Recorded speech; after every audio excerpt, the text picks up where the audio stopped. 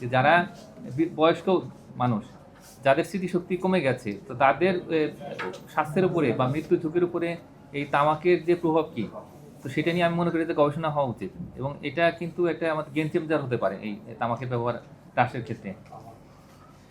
দ্বিতীয় যে বিষয়টা বলবো সেটা হচ্ছে যে এই মুহূর্তে সরকার দায়িত্ব নেওয়ার পরপরই তো আমরা দেখলাম যে যুদ্ধ শুরু হয়ে গেছে।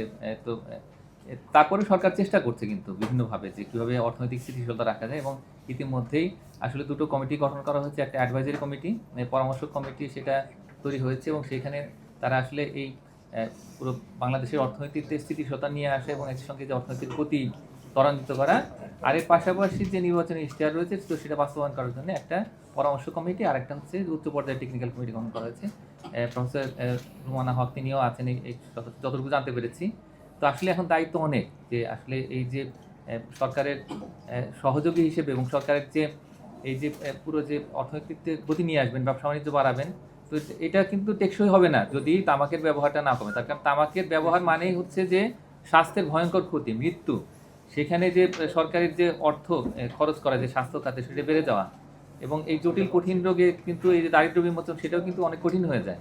তো সুতরাং সরকার যেরকম চিন্তা করছে যে প্রবৃদ্ধি বাড়াবেন, বিনিয়োগ বাড়াবেন, কর্মসংস্থান তৈরি করবেন, দারিদ্র্য কমাবেন, তো এগুলোর কোনো লক্ষ্যই অর্জিত হবে না যদি আমরা তামাকের ব্যবহারটা না কমাই। তো সেই বিষয়টাকে কিন্তু পরিষ্কার করতে হবে, এবং এটা নিয়ে পাঞ্জাবের জগতে একটি বিশ্বস্ত নাম শাবাব এথনিক ওয়্যার।